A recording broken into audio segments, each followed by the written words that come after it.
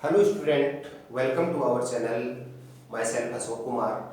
आइए बच्चों, आज हम राजस्थान के परंपरागत जल संरक्षण के रूपों का अध्ययन करते हैं। कक्षा 10 के लिए वीडियो है। देखिए बच्चों, राजस्थान के परंपरागत जल संरक्षण के रूपों में पहले के वीडियो में हमने बावड़ी और तालाब और झीलें तीनों का अध्ययन कर लिया था। बावड़ी, तालाब और झीलें। अब देखो बच्चों, बचा हुआ जो टाका, नाड़ी, जोहड़, बेरी और खड़ी, इनका अध्ययन करते हैं। तो सबसे पहले नाड़ी। देखो बच्चों, पहले इसका अध्ययन करते हैं। नाड़ी ये तालाब का छोटा रूप होता है। तालाब पढ़ा था हमने, झीलों से छोटा है ना, और नाड़ी से बड़ा। तो यह एक तालाब, मतलब छोटी झील को ही तालाब कहा जाता है। लेकिन नाड़ी क्या होती है?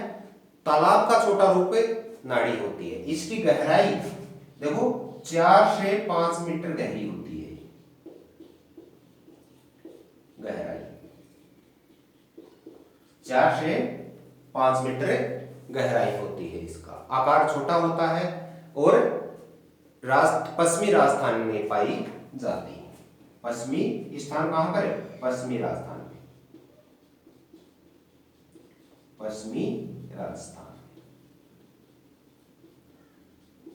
कैसी होती है नाड़ी? तालाब के छोटे रूप, छोटा तालाब को नाड़ी कहा जाता है। 4-5 मीटर गहराई होती है और पश्चिमी राजस्थान में ये नाड़ियां पाई जाती हैं। आज भी यह जल संरक्षण में महत्वपूर्ण भूमिका अदा कर रही है।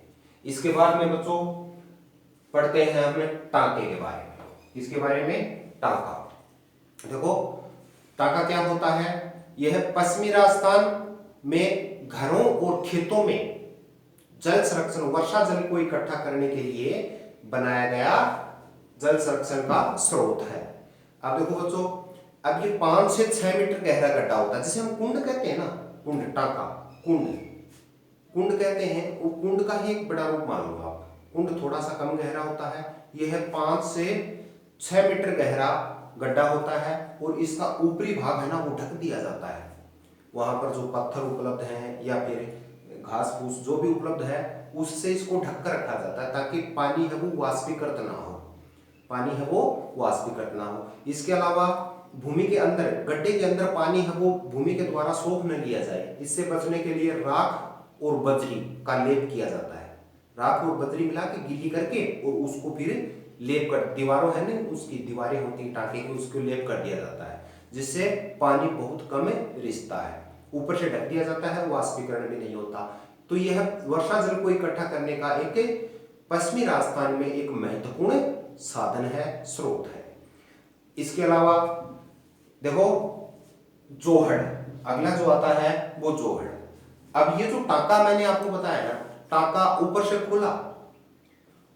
खुला और दीवारें, जैसे टांके की दीवारें तो मैंने बताई आपको कि राख और बजरी से का लेप कर दिया जाता है, लेकिन जोहड़ में कोई लेप नहीं किया जाता। यह टांके या टांके से बड़ा गहरा गड्ढा होता है। गड्ढा किया जाता है भूमि में, ढाल वाली, जहां चारों तरफ ढाल हो और पानी बह के एक जगह आता हो, वहां पर गड्ढा करके उस पानी को इकट्ठा किया जाता है। यह ऊपर से खुला होता है, टांका बंद, ऊपर से ढक दिया जाता है, इसको ढका नहीं जाता। यह आसपास का जो क्षेत्र है वहां पर पशुओं को पेयजल के लिए, कपड़े धोने के लिए और पुराने समय में पेयजल हेतु मानव इसको पीने के पानी के रूप में भी काम में लेता था। अब देखो आगे आता है बेरी। देखो बेरी क्या होती है? छोटी कुई को कहा जाता है, छोटी कुई को। अब आप कहोगे कि सर छोटी कुई कितनी छोटी? चौड़ाई अगर मैं बताऊं आपको तो 2 से 3 फीट ही चौड़ी, 2 से 3 फीट ही चौड़ी। मतलब एक व्यक्ति है वो खड़ा उसके अंदर आ सकता है, उसके अंदर, या फिर उकड़ू बैठ सकता है उसके अंदर, बस इतनी ही। 2 या 3 फीट, अधिकतम उसकी 3 फीट और वरना 2 फीट ही उसकी चौड़ाई होती है। केवल बाल्टी आसानी से चले जाए, बाल्टी अंदर आसानी से चली जाए, इतनी ही चौड़ाई होती है। अब देखो बच्चों, इसमें गहराई कितनी होती है? 5 से 6 मीटर बेरी की चौड़ाई। बेरी की जो चौड़ाई होती है वो 2 से 3 फीट होती है। फीट याद रखना बच्चों। गहराई है वो कितनी गहरी होती है?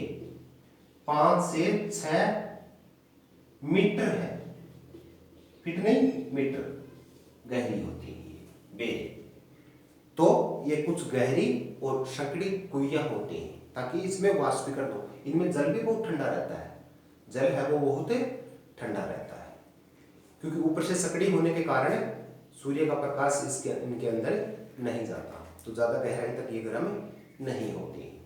अब देखो बच्चों, बाड़मेर और जैसलमेर में ये कौन सी जगह पर पाई जाती है? 2 जिलों के अंदर प्रमुख, बाड़मेर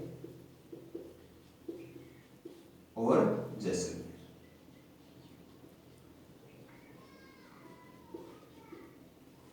दोनों ही पश्चिमी राजस्थान के थार के मरुस्थल के प्रमुख जिले हैं।